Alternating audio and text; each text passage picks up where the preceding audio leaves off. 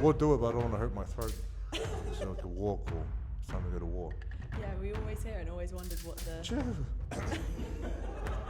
Yeah, we had a little wager outside. We were talking about you and in camp, you know, not being able to eat certain things. And we were guessing after camp what your favourite meal would be to have and what you'd want the most once you finish training. What is it? I want a lot. You can only pick one. One. One thing. A burger this size. No. With fries in there. But then, like, what about if you have, like, the dessert right next to it? That's all one thing, is it? No? We can call it one thing. What would the dessert be? The Biscoff, sundae, chocolates, the lollies. Okay, that's taking it from one thing. Oh, sorry. So that's the whole thing.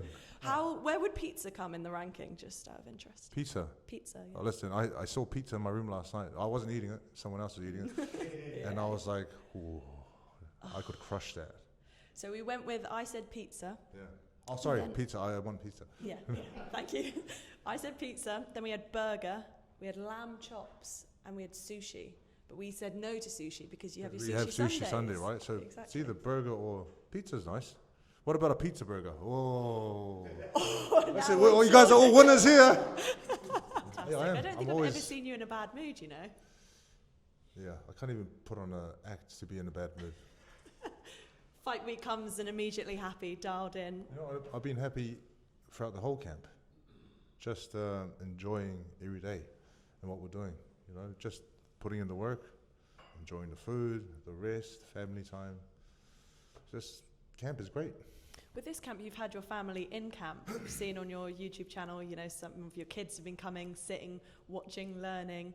What's the reason behind having them in camp? I find strength and calmness in chaos. You know, I love that I have the training team, myself, Andy, George, got Paul here, the Victor training, then I got the family up the road. So, you know, after every day I can go and see the family, and it's takes my mind off boxing. So it's nice just to relax and not really focus on boxing all the time. When it's time to focus on boxing and train and go over what we need to go over, then that's time to do that. But then when it's time to relax and enjoy time off, then I can do that as well. Yeah. We've seen Victor actually has been pushing you in training, particularly the swimming. Yeah, Victor's very good at swimming. I thought he was good at swimming. And then I watched the video that we caught of him, and he wasn't swimming, he was running swimming. But listen, he's been a great training partner in camp. He listens to myself, Andy and George, and he's got very good energy. You know, and he can be the future if he puts in the work. You've also taken recovery to new extremes for this camp as well. We saw the hyperbaric chamber and the red light therapy being used a lot in camp. What's the purpose behind that, and how's that benefiting you? Recovery is key. If you're not recovered, there's no point in training hard or pushing your body to exhaustion. So I think with this camp, everything has been perfect. Coming to fight week is perfect. So it's just about now getting the mind right, getting as much rest as you can, and just like we've got interviews that we're enjoying it all. We're enjoying our team, we enjoy fight week, and we enjoy the things that we have to do. And when fight time comes, the switch will go on and it's time to fight. Yeah, we've even been hearing a bit of music here today. You are relaxed, you're calm. When does that switch happen? Is it in the dressing room? In the dressing room when I start warming up with Andy, right? Start warming up and then start, put the shoes on, put the ball guard on. Okay, the music's playing. We're still joking around and laughing and having a good time, but when you walk to the ring, you mean business, and it's time to switch on. Nothing else matters. It's time to put in the work and destroy, seek and destroy.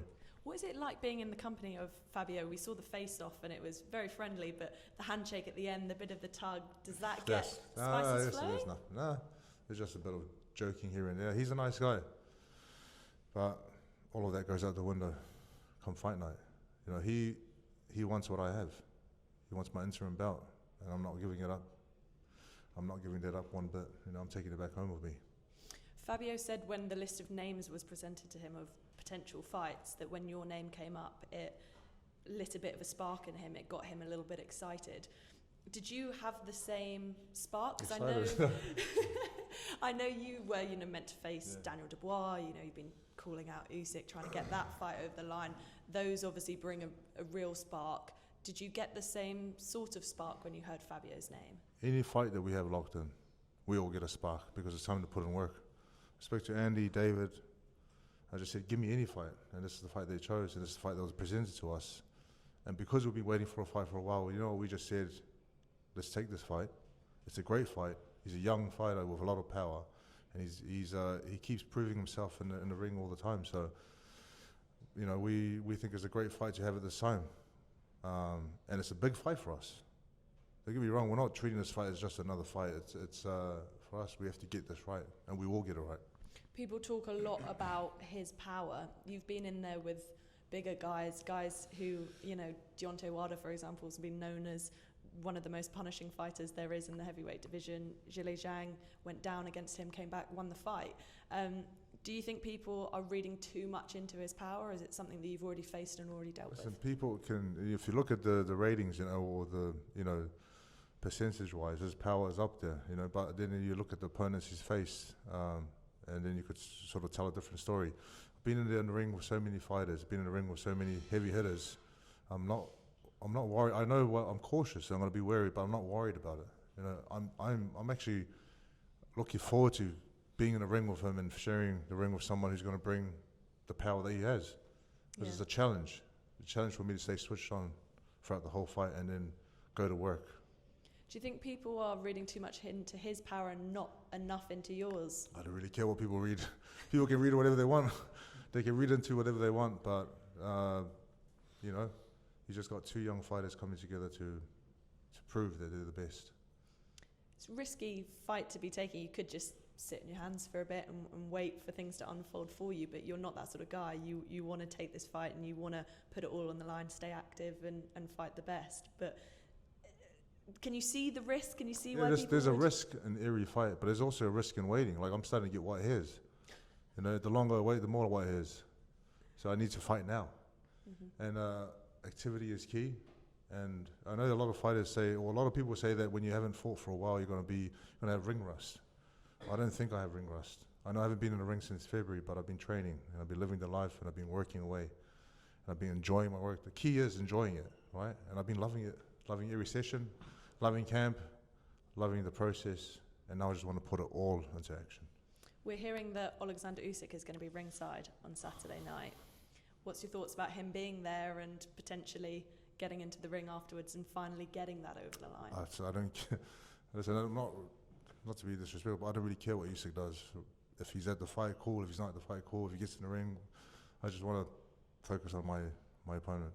But listen, that option will be there for whoever wins this fight if Usyk wants to take the fight. But for now, for me, I just want to focus on my opponent. I'm going to ask you one more Usyk question, even though I know that that's not the priority right now. But we spoke to David Hay earlier about this fight on the weekend, and he said, going forwards, we discussed the fact that Usyk might vacate and you could become world champion because of that, or you could get the fight with him, sort of thing. And he said that he thought you would rather face Usyk and there be no titles on the line than just become a champion without actually taking him on. Like, he's saying that you're more focused on the idea of facing the great names, and the belts are the belts. The belts are, listen, you want to be champion of the world, but I honestly, myself, the team, we just want to fight the best fighters there are and prove to everyone, and prove to myself first, prove to Andy, George, prove to our team, prove to myself, the world, that I am the best fighter in the world. Mm-hmm. That's what I want to do. That's why we want to fight the best out there.